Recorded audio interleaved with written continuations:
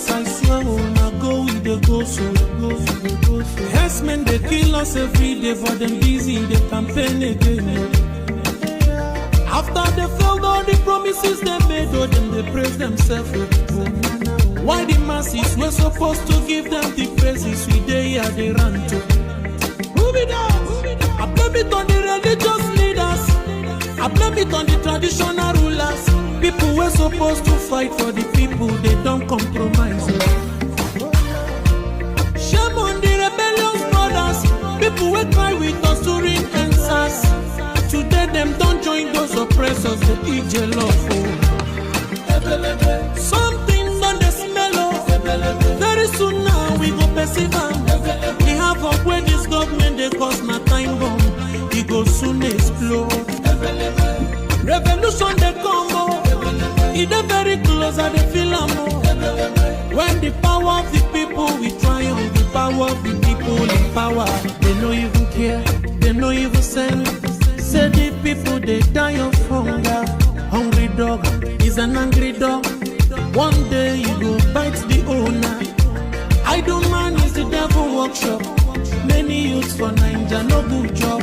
And the country the youths got no future. The country is gone, that's on period. Move it on. I blame it on the judiciary leaders. I blame it on the electoral officials. People were supposed to save the nation, but they collected bribe. Shame on the armed forces. People were supposed to protect the masses. One of them they shoot us anytime they hear our voice.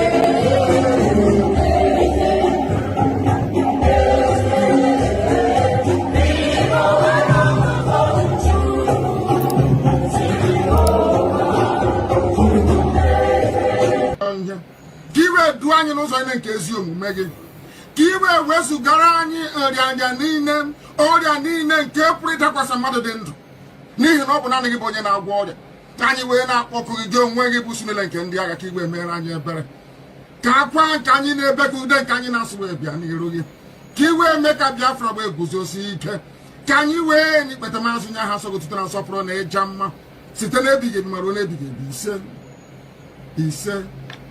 ise mama dịrị gị Chineke mama dịrị gị Chineke. I want you people to understand that the liberation of Biafra has entered the highest stage in the history of Biafra. Not even during the war.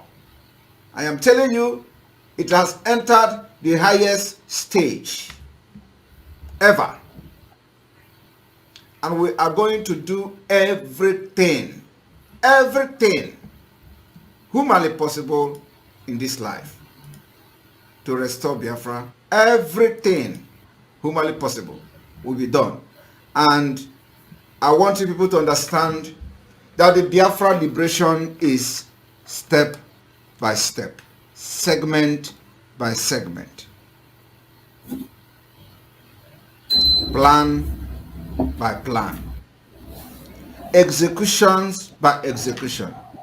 We'll be executing those plans according to the template till the last one. and Biafra. Let us go talk about the objective of your struggle and how do you intend to achieve it in practical terms? In practical terms, it is civil disobedience. The same way that Reverend Dr. Martin Luther King Jr. accomplished civil rights in America, the same way that Mahatma Gandhi led India to independence out of British colonial rule, the same principles we are applying, and might I add, very successfully too. We will do everything possible to unravel and unshackle the zoo called Nigeria. Everything humanly possible. No stone will be left unturned. We will sacrifice everything sacrificable. Material, life, blood will throw into. And we will do everything humanly possible to see the Biafra exit. Welcome, welcome, welcome. Thank you for joining us on this very evening program. As always, I appreciate every one of you that has connected to us. Wherever you are connecting from, we appreciate you. Kindly like and share the program to our platforms. Like and share to family and friends. Don't watch alone. Make sure you invite somebody in your area to join you and watch. Wherever you are, look at that your friend, even that your enemy, those people who are asking you questions about Biafra, those who have doubt about what we are doing. Share the message to them. Let them come and join us and hear the message. Wherever they are, fetch them. Don't keep this message to yourself. It is our responsibility to continue to preach the gospel. Whether they hear us or not, we must preach. Preach, we must. I welcome everyone who has connected once again, and I want you to understand that in this platform, we don't come here to instigate violence. We do not come to this platform to preach hate. We do not come here to attack people or individuals. We do not come here to spill lies, propaganda, or blackmail. In this platform, we don't come here for saga.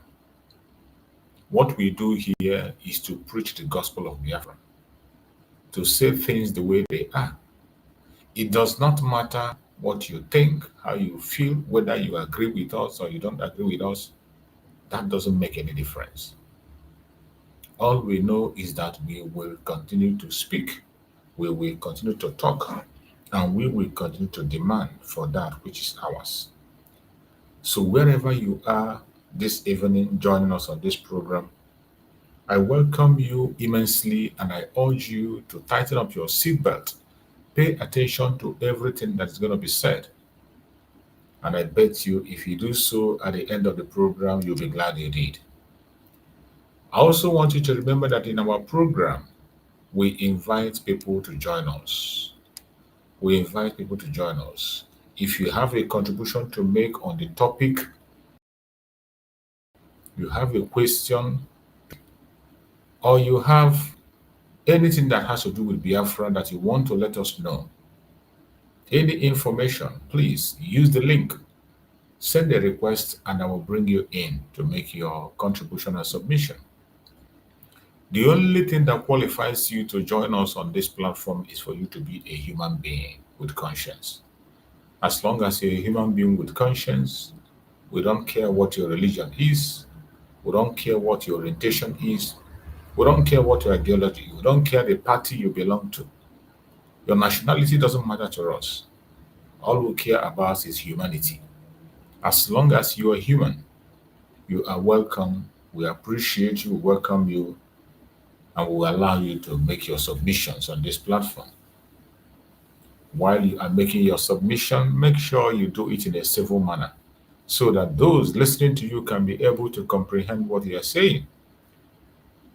So because it's not gonna do you any good after speaking for hours and nobody understands what you are saying. So try as much as possible to put your word in a very civil manner that the Biafrans and the rest of the world will understand you and respond accordingly. I welcome everyone that have joined us once again, and I appreciate you for making out the time to join us on this evening section. Remember, our evening section, we don't take much time. At most in 1 hour time or 1 hour some minutes, we're gonna leave. All we need to do is to say those words that Chukwu Okike Abiama have placed as a burden on our hearts to continue to say. Those words that the Zoological Republic don't want to hear, we will continue to say them. Those evil that they don't want the world to hear about, we will continue to expose it. That is why we are here. And we are going to be here for too long. It doesn't matter how they try to cage us, how they try to stifle our platform, how they try to cage our platform and make us look small. No matter how they do it, we will continue to speak and speak in a very, very strong tone. So I welcome everyone that has connected this evening. And this very evening, we are going to deal with a topic in continuation of the topic we discussed in the morning. The topic says, why Igboland is still ignored. Why Igboland is still ignored. Why Igboland is still ignored. The pain, the anger, and the future. Why Igboland is still ignored. The pain, the anger, and the future. My fellow Biafrans, wherever you are watching this program from, you can agree with me that ignoring Igboland is no longer a news. It is not something new. The ignoring of Biafra land by the Zoological Republic government is not something new. This has been a policy of the government that they introduced. And because they have made it a policy, that is why it calls for attention. They have ignored Biafra land, and we have given them every necessary support, given them all the necessary time to make a change. But instead of making a change, they have made it as a policy to make sure that Biafra land continuously is ignored. They make sure that Biafra land is insecure. They create chaos in Biafra land and they turn around to blame us. They create chaos in Biafra land and they ask us why are we angry. They create chaos in Biafra land and they ask us why are we complaining. They have ignored in our land so much, they ignored our land so much, took away everything that will make us to strive in our land. They take it away, and yet they blame us for it. Today, the federal government of Nigeria has succeeded in destabilizing Southeast with insecurity. That is the major one today. This is a project that was pioneered and pushed by federal government of Nigeria through the time of Muhammad Buhari. And they saw to it that Biafra land is destabilized. Today, Biafra land have become a war zone thanks to Nigerian government, who deliberately sent Boko Haram into Biafra land to continue to take innocent life. When we allege all these things we are alleging, there are facts pointing to that. There are evidences pointing to that. Even some people in their own conventional media have also spoken the same way we are speaking. So this is not an isolated case. It's not as if we are making it up. Every single thing we are saying here are reality. It is the truth and nothing but the truth. But sometimes, you see, the truth is very difficult for them to stomach. They don't want to hear it. Not just Nigeria. The international communities that are benefiting from that atrocity, they don't want to hear it. Those who are supporting this evil don't want to hear it. That is why when we come online, they get frightened. When we come online and we are speaking, they find out that we are having audience. They get worried and they begin to work against us. They work against us in several ways. In many ways, they attack our platforms. They went ahead to even pay money to stop us from broadcasting. You know what they did to Nnamdi Kanu while he was here? Facebook frustrated Nnamdi Kanu out of Facebook. He went to Instagram. They chased him at Instagram. Frustrated him, and he went to Twitter. He was in Twitter before Finally, they kidnapped him. Master Simon Ekpa came on board. He was on YouTube broadcasting and preaching. They frustrated him out of YouTube. They banned him completely out of YouTube. After banning him, they suspended him also on Facebook. Master Simon Ekpa could not access YouTube. He cannot access Facebook. And he went to Twitter. He was still on Twitter before he was also taken out. All these things are challenges we are facing on various fronts, on various places, simply because we are pushing for our rights. Because we are pushing for our rights, there is nothing extraordinary that we are demanding. All we ask is self-determination. The only thing we are asking for is self-determination, which is our own right. Our own rights that was pronounced on international law and supported by international law. African Peoples and Human Rights Law also supports it. The contraption called Nigeria, their law also supports self-determination.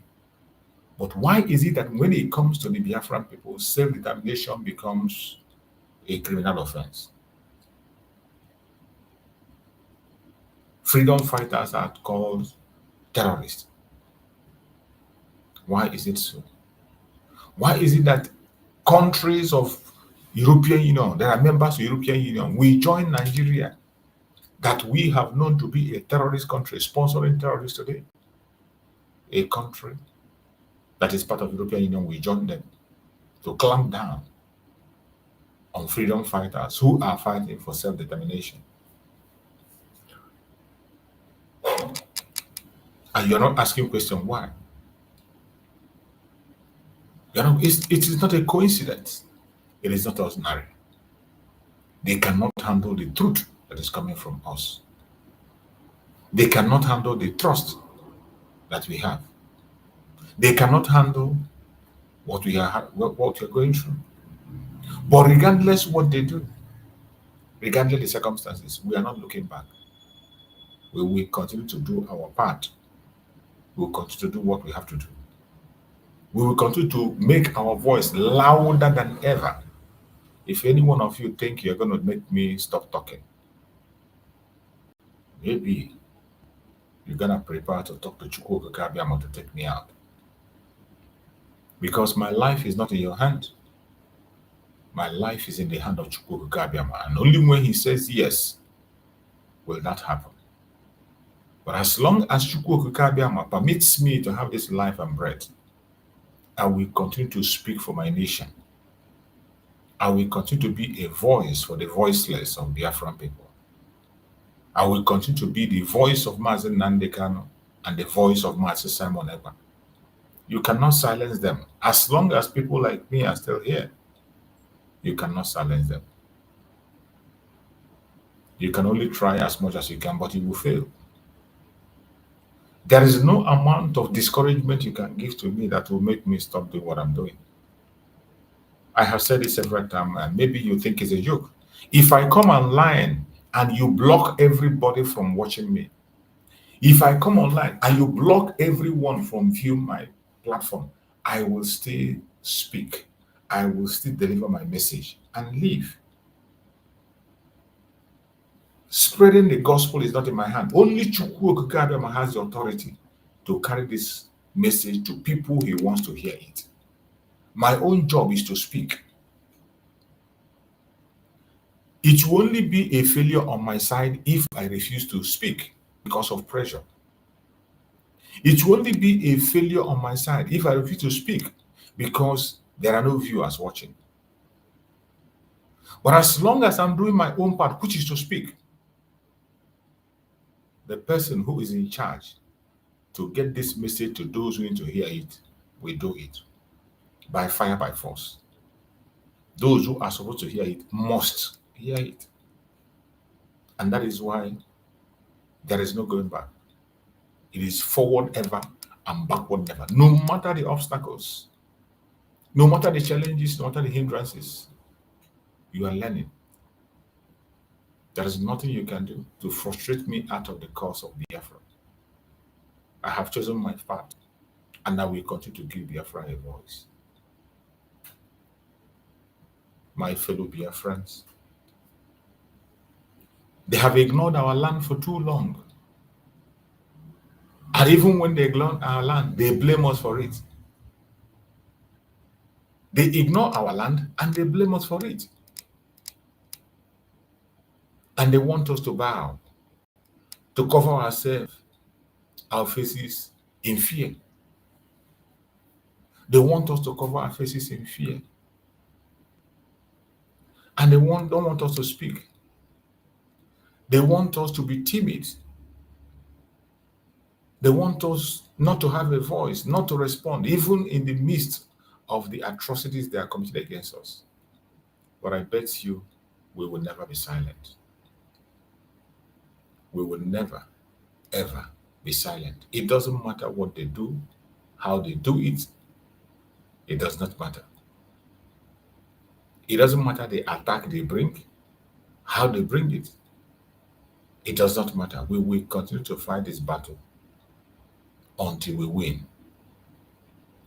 We will continue to fight this battle until we win. We have been oppressed in Biafra land and our own land ignored. The oppression is so much that it is very visible that you cannot hide it. If not, how can a people be called Nigerians, yet treated as strangers in their own land? Can you explain that to me? How can you continue to call people Nigerians, continue to preach one Nigeria, and yet you treat that same people as strangers?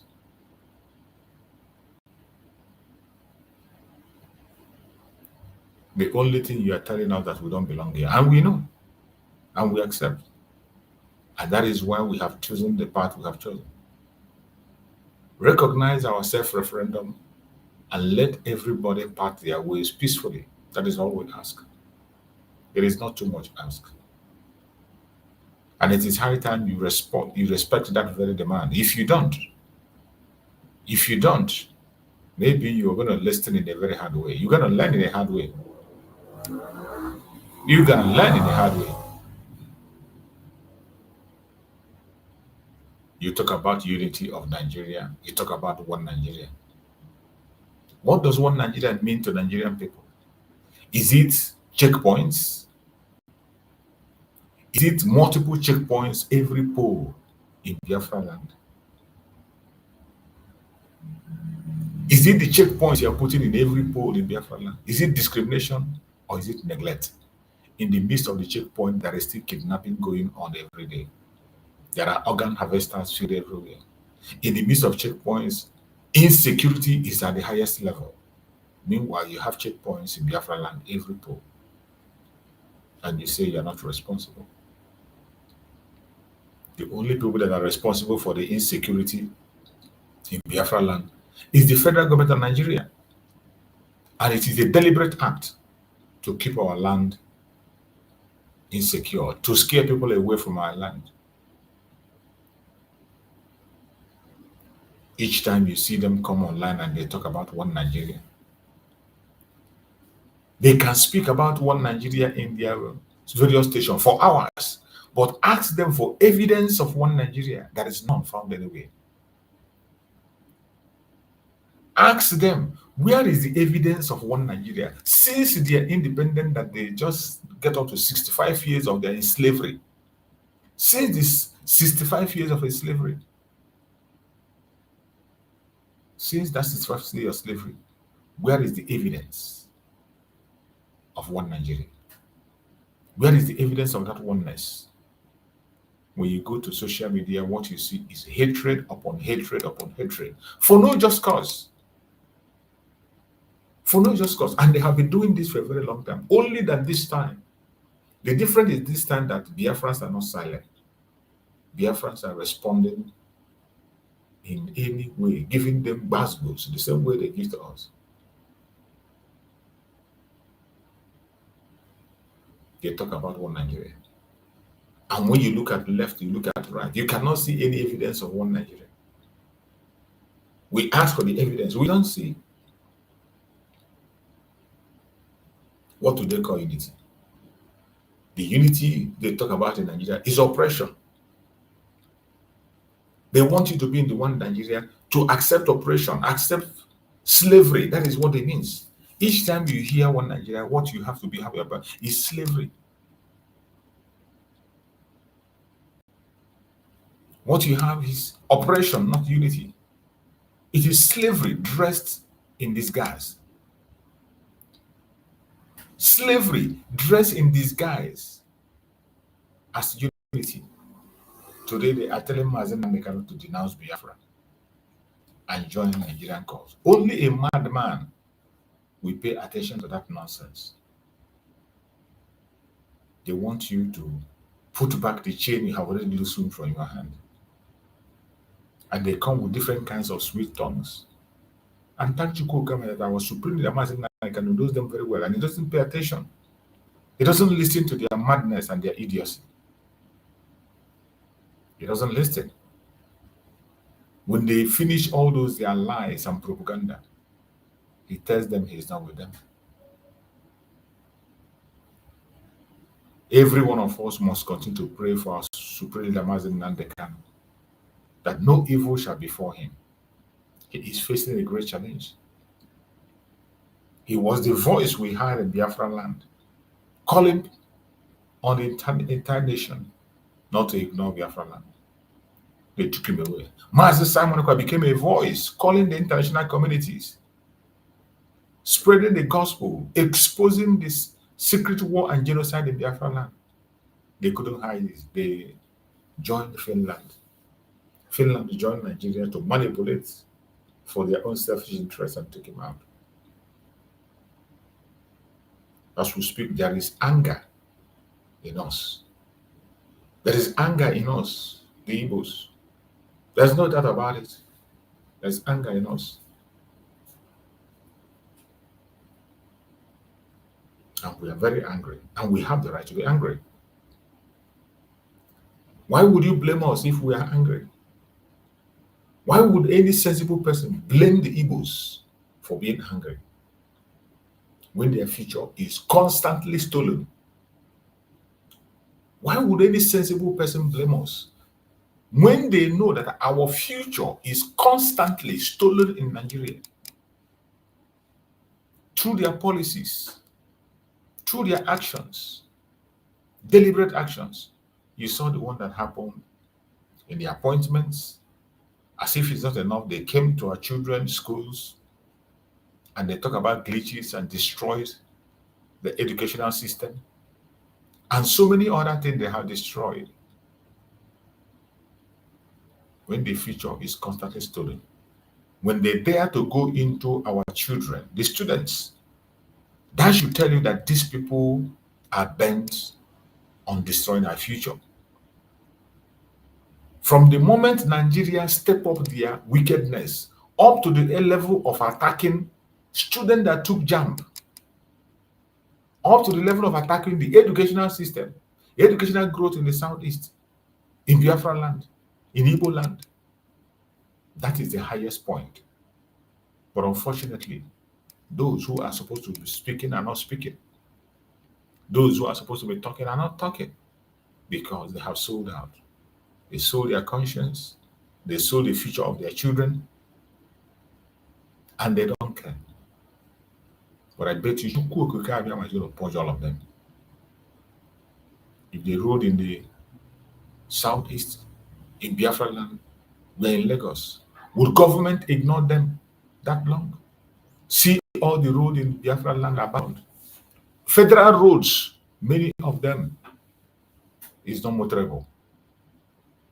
You cannot find such in the northern part of Nigeria, not in the southwest. If the road in the east were in Lagos, would government ignore them? Of course not, they will not. Anger comes when injustice is repeated without end. You are asking us why are we angry?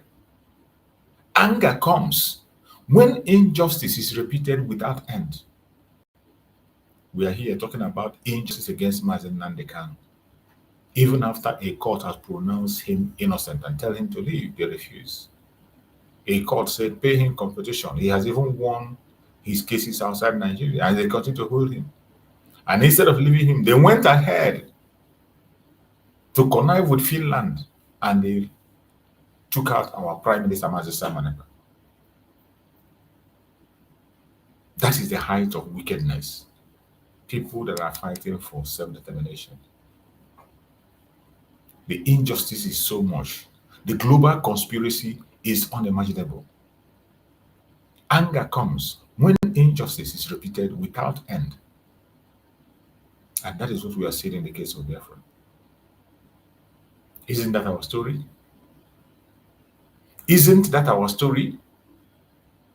Injustice repeated without end. Even while we are talking, it is still going on. It is still going on. The anger we have is not hate. Get it right. Our anger is not hate. Our anger is a demand for justice. The anger of the Biafran people is not hate. It is simply a demand for justice.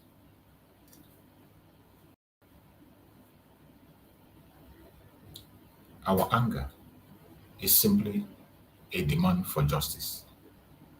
And justice we must have. Do not allow anyone to deceive you. Do not allow anyone to manipulate you. When they come with their manipulation, tell them you are not available. When they come with their lies, tell them you are not available. Our anger is genuine. Our anger is very, very genuine.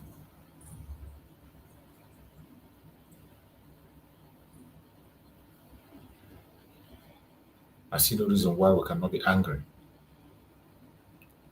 With all the nonsense they are doing against us, with all the evil agenda against us, why wouldn't we be angry?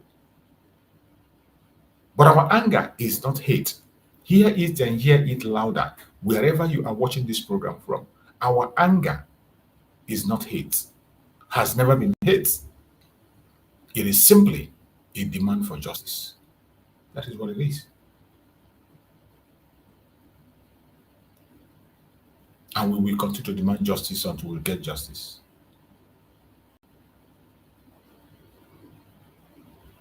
They ask you about investment in Biafra land. They have succeeded in driving every investor away from Biafra, including indigenous investors. They drive them away from Biafra land. They make our land so insecure, so uncomfortable, that people cannot even consider to be in that land to do any business. That is how bad it is. Tell the contraption called Nigeria. Who will invest where government refuses to build basic infrastructures? Who is going to invest in a place where government refuses to build basic infrastructures?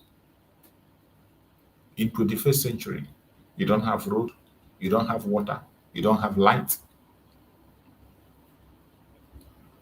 No federal government presence in your area. What is going to attract somebody to that very area? You don't have an international airport, you don't have a seaport. What is going to attract people? What is going to attract investors there? That was why you see a whole governor coming to lament that 8 oil companies in their state, none of them has an office in the state. All the workers are flying from Lagos on daily basis with the helicopter to come to work and go back. Instead of developing that very area and being there. They came, they take our resources, they go and build Lagos. They pay their tax to Lagos instead of the area where they are taking their resources. They open office in Lagos and they pay tax in Lagos. Meanwhile, their work is in Biafra land. The wickedness is so much. Why would investors risk their money in a land deliberately destabilized by the same government that should protect it. The same government that should protect the land, we are the one that destabilized it. Before our own very eyes, Nigerian government destabilized Southeast. Southeast that was the most peaceful place in Nigeria and still remains the most peaceful place in Nigeria. But they militarize it. In the midst of the militarization, they create opportunities for some of them to continue to steal, harvest the organ of our people, kidnap our people and take ransom. Members of terrorist group that they recruited into their army, into their police. There are facts pointing to all this. We saw them, they didn't recruit in secret. They did the recruit in the open before the whole world. And now they want us to pretend it's not happening. How will somebody come to invest in such land? They ignored us completely. They ignored our land deliberately, destabilized it.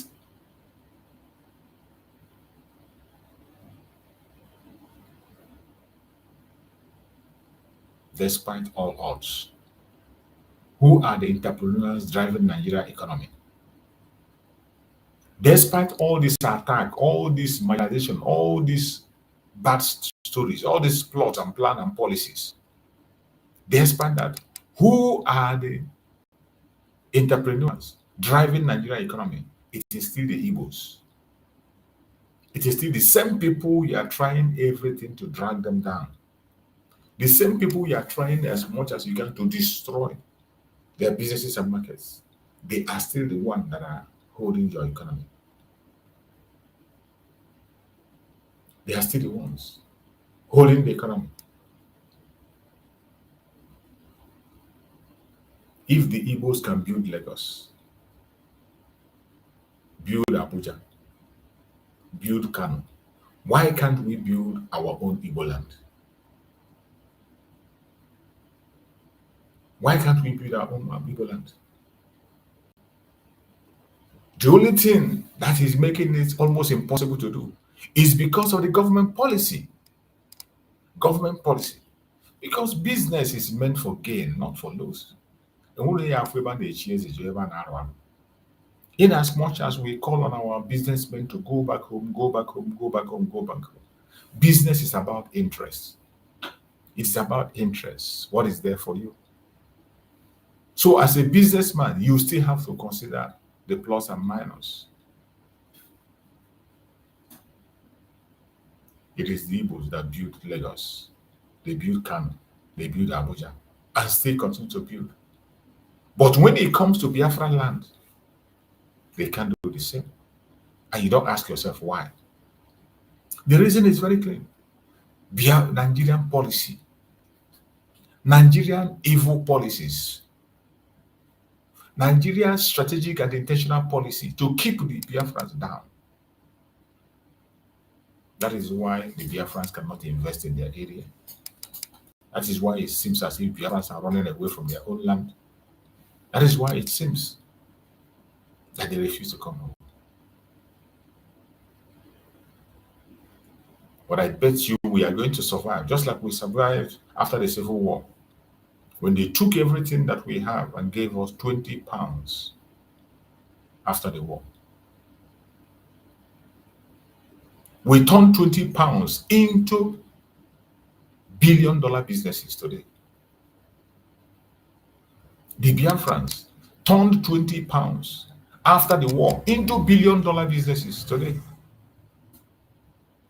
And this is one of the things that is scaring them. Who can kill such spirits? Who are you?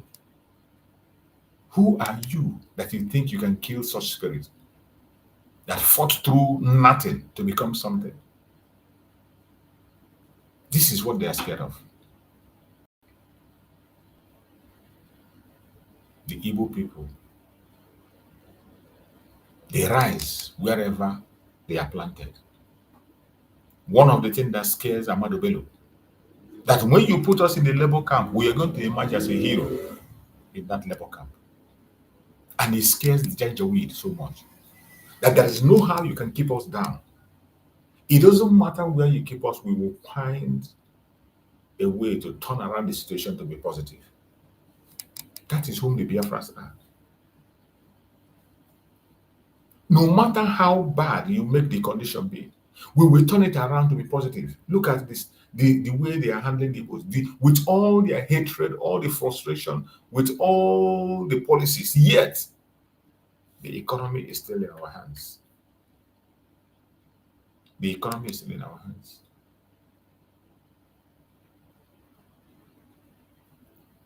We rise whenever we are planted. Wherever or whenever we are planted. Now I ask you, why should home be different? Why do you think home will be different? Any place they place us, we will always rise. But why do you think it is different in Biafra land? Don't you ask it that question? They also will tell you that any place you go, you don't see an Igbo man run away. They will tell you that Igbos can turn dust to money. They can make a desert a living place. Why should home be different? Why is it that Biafra land is different? Why is Biafra land ignored? Deliberate policy. Today, they have increases by using terrorism. Insecurity. Initially, they put all in place all their policies and take away all the infrastructures, and yet they see that we are striving. Now they brought insecurity. They brought insecurity to destabilize the whole area. The world must understand we cannot suppress a people who are born to rise. You cannot continue to suppress a people who are born to rise, because no matter how you suppress us, we will definitely rise, and we are going to rise to the highest level that you can ever imagine. We are going to rise to the highest level that you can never ever imagine in life.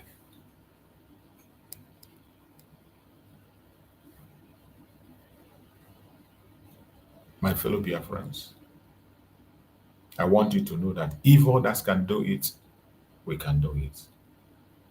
Like the video I played in the morning where they were comparing us with the Israelites. If the Israelites can become what they are today in their own Jewish state, by the time we have Biafra, we are going to do better than the Israelites. Much, much better than them. Allow us to go. Since you people are making that comparison with Israel, at least you agree. Allow us to have our own state, just like the state of Israel. Allow us to have our state. Then watch and see what is going to become of us. If Israel could rise after Holocaust, why not the Igbos after Biafra war? After Biafran genocide, the pogrom, the genocide of the war, and continuous genocide is still going on. Of course, we will rise. Just like one of my sisters said today, that our own situation is even worse than that of the Jews. And if you look at it critically, you will see our own situation is worse. In 21st century, what we are facing today, no other person in the planet Earth is facing what we are facing today. What we are going through, no other person. And no one can tolerate it. But we go through all these things with smiles. And by the grace of God, we are going to overcome. They want us to remain beggars. Should we remain beggars? In our own country, in a place that is our own home? Should we remain beggars in a country that we built? That's an abomination. It's an abomination for us to become beggars in a country that we built. No sensible human being will accept that. Will oppression last forever? No. Freedom always wins at the end. Definitely, freedom will always win at the end. Biafra is not just a dream. It is our destiny, waiting to be fulfilled. Always remember that. For those of you who think that it's just a dream, it is not a dream. And will never be just a dream. but a destiny waiting to be fulfilled. And it must and will definitely be fulfilled. So wherever you are today, and you think that maybe we don't know what we are doing, you think that maybe that the Biafrans are going to give up, you think maybe your propaganda and your blackmail will make us somehow to stop demanding for our rights, you got something else coming. You definitely got something else coming, because we will never give up. The Biafran people will never ever give up. It does not matter what you do, it doesn't matter what you say and how you say it. Today they are chasing us around in Lagos, just like my brother said today in program, Greg. Just like Greg said in the morning, the Biafrans have been doing their business effectively in Biafra land. They have been very successful in Biafra land. The Biafrans only started to migrate after the Civil War in 1970s. Before then, Biafrans were making it in their area. Everybody in their territory, they were making it. Biafrans in Biafra land were making it. Biafrans who were outside were professionals. Today you are hearing Lagos, Lagos this, Lagos that, Lagos this. The Igbo migration to Lagos for business began to grow significantly after the end of the Nigerian Civil War. It was after the end of the Nigerian Civil War, when they destroyed everything and refused to implement the no victor, no vanquish that they talked about. They refused to implement the 3R: reconstruction, rehabilitation, and reintegration. They refused to implement them. And Biafrans has no choice than to help themselves. And that was when Biafrans began to move out of their territory to go to areas where there are presence of the government, at least where there are amenities they can be able to use. That was how this migration started to Lagos. That was how exactly it started. We were not like that before. Before the Civil War, the Biafrans doesn't have anything to do with it. The Biafrans who were outside were professional. Pre-1960s, colonial era, some Igbos were already in Lagos, and that is the truth. Pre-1960s, colonial era, some Igbos were already in Lagos during the colonial period. But these people who were there were professionals. They were working as clerks, artisans, traders, and civil servants. But the number were relatively small. Very small number in Lagos then. And they were all working, clerks, artisans, traders, and civil servants. But the number were relatively small. 1960s, before the Civil War, many Igbos lived in Lagos as traders and professionals, but not in a large number. But the pogrom of 1966 and the Civil War forced most of them to flee back to the east. The pogrom of 1966 and the Civil War forced most of them to flee back to the east. Post-war 1970s, after the Civil War ended in 1970, the slogan "No victor, no vanquish" was declared. But the reality was harsh for Igbos who had lost properties and savings. Many have returned to Lagos, determined to rebuild, because there was no other option left. This marks the large-scale settlement of Igbos in Lagos. It was after the Civil War. After the Civil War, when everything in Biafra had been destroyed, there is no more hope, nothing left, and again, money in their hand taken away, they were left with nothing. They had no choice than to move out of Biafra land to seek for greener pasture. That was when the migration to Lagos started. So you see the migration you are seeing today that they are complaining. It was the federal government, he said, that forced the Biafrans out of their territory. to begin to settle in other places. 1980s, 1990s. Igbo business presence expanded massively in markets like, the Alaba International, about the Idumota, you hear about the Ladepo, other trade hubs. 1980s and 1990s, that was when Igbo markets exploded and they did excellently well with little or nothing. And from 2000, the year 2000 to the present day that we are in, from 2000 to the present day, the Igbos now dominate several trade and business sectors in Lagos, making it one of the strongest commercial bases outside the East.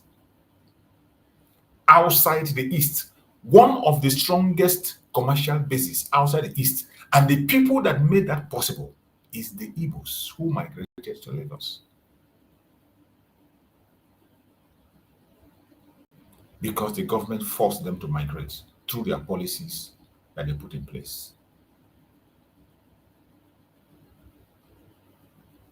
The larger number of Igbo settlements for business in Lagos really took off after 1970s, after the Civil War, post-Civil War. And intensified it in the 1980s onward. So it's not like as if we are always outside. We were doing our business at home. It's not like as if we don't want to be home. We have never been home. We are just wayward. And no, it wasn't like that. It wasn't like that. Most of the things that you are seeing that are happening today happened because of the Civil War.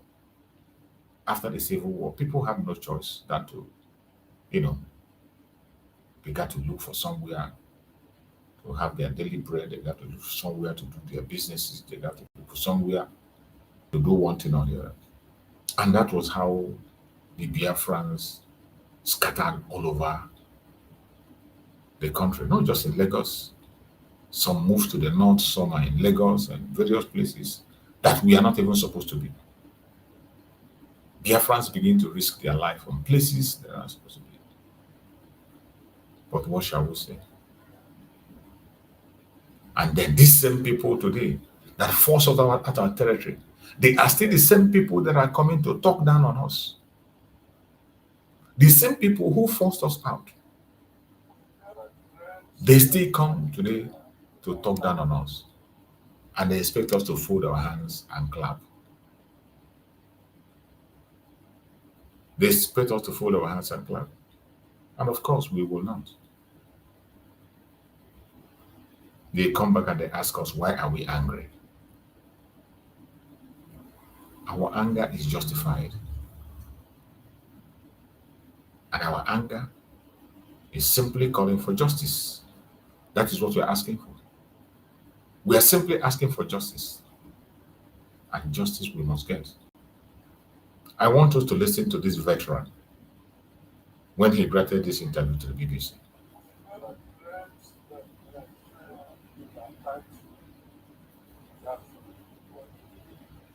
So, when we were attacked, we were not ready. If we had known we were going to be attacked, we wouldn't have bothered to go to that extent. Afambo, Major General Alex Madielu, my command Army Biafra. I July 1967. By September, Commander, that's Honorable Kanu, who the commander. Biafra in 1967, I'm probably the oldest living Biafran official. I mean official. I was about third in the hierarchy. Zuhu, Etiom, then myself. I know that the aim of Biafra then was to find a way of protecting Igbos. There was a lot of killing, and thousands, if not millions, of Igbos were in the east. Some without hands or legs or head even. And those in the army knew that the only way to save what was left was to form a sort of force, not necessarily independence. You have to have an army for even looking after Biafra itself, not going to war. Anọ n'iru ọgụ ebe egbe izizi gba na June or July of 67. Anọ m wee agake. Anọ m ọgụ wee gba ọgụ last na 1970 as commander. Ebukata ndị Igbo. Mụnwa a colonel that time, and Abia as onye officer army here on top in Kaduna, most senior. Abia onye ugwu bịa gwa m sị na a ga-egbu ndị Igbo. Very prideful. That game would that game Namama I survival.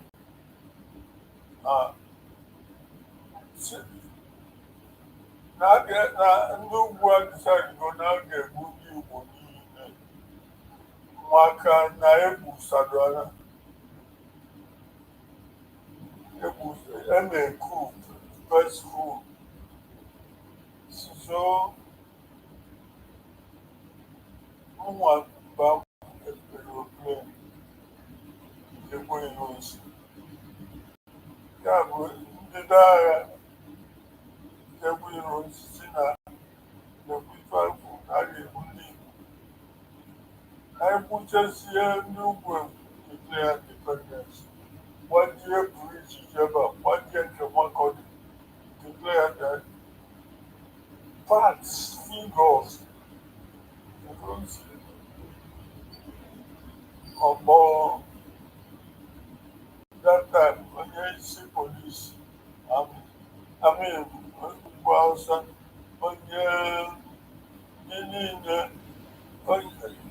when Yanyana on office, Brigadier Johnson, or Simon Welfare, on you, no, accused. Agwa Mona Zizo.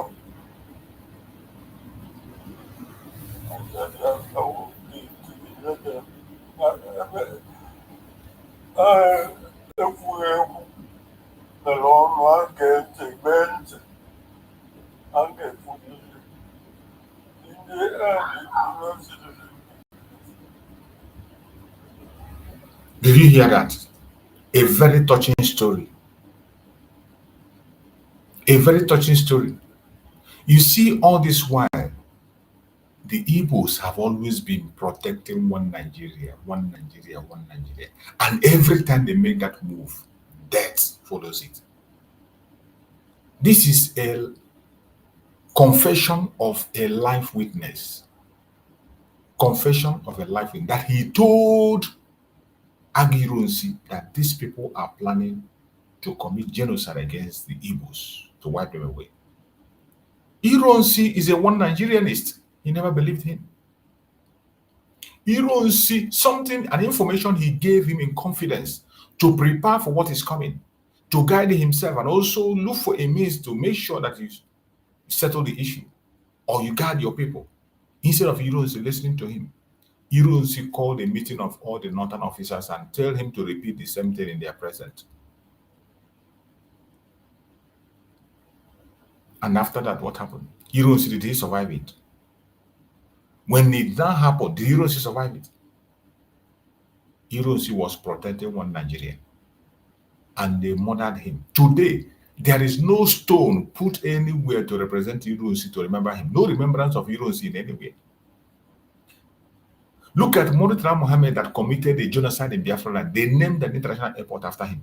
But a president of Nigeria that was executed, a president of Nigeria that was an innocent president, the first general in Africa, the first general in Africa that officiated with United Nations, the very first person that led troop of United Nations, a sound officer, was murdered in cold blood. There is no stone put anywhere to remember him because he refused to listen to his brothers. Maduebo won him. Look at him here, interviewed by BBC, and he said it. He said it. He went personally to tell Aguiros, look at what he had. Look at what is happening. Instead of Aguiros taking action to stop that thing from happening, he went and called the Northern people meeting and tell him to repeat the same thing in their presence. Did he make it? Of course he didn't make it. Look at him, Maduebo, he's still alive. He lived his life. At least he saw it happen. That thing he spoke about, he saw it happen face to face. He saw it happen. And he survived it. As a soldier, he survived it. As a Biafran, he survived it. As an Igbo man, he survived it. Because he knew whom he was. But Aguiros did not know who he was. Aguiros thought he was dealing with people who are human beings. He doesn't know he was dealing with an animal. The same thing Dr. Nnamdi did. The same thing some Efulefu are still doing today. The same thing some Efulefu are still doing today. They want to play in the good book of the zoo. And how do they end up? Death, destruction, jail time. It didn't start today. But I bet you we cannot remain in this complaint. The time has come for us to take the challenge, take the bull by the horn, restore the dignity of our nation, Biafra, and be whom we're going to be. Wherever you are as a Biafran, Igbo Biafran, be proud of who you are. At every given point in time. Be represented. Anywhere you go, make sure you represent. Don't be scared. Don't be afraid. They ignored our land, but we are going to make our land fertile again. Yes. We are going to get out of the zoo. That's signed and sealed. There is no going back. And we're going to make our land fertile. But we are going to turn our anger to strength. We are going to turn our anger to strength to pursue self-determination by all means necessary. Continue to speak when you can, where you can, and however you can. Our voice must be heard. Our voice must be heard. I appreciate every one of you that was able to join us on this evening program. I thank you for coming. As many as are able to join us, may Chukwu Okike continue to guide and protect you, bless you immensely. As you have joined us to help us and share this program and listen, that information you are seeking for, you are going to get it. And no evil shall befall you. Don't worry, don't bother yourself. Forget about those who are listening to propaganda and blackmail. Those who are engaging in saga, Mr. A said, Mr. B said, forget about them. Focus on the real thing that matters. And I bet you, at the end of the day, you'll be glad you did. Thank you all for being part of this program. May Chukwu Okike guide and protect you all. And may Chukwu Okike guide and protect all our leaders. Thank you. Stay safe. See you tomorrow morning for another interesting topic. Stay blessed. Bye-bye. Good night.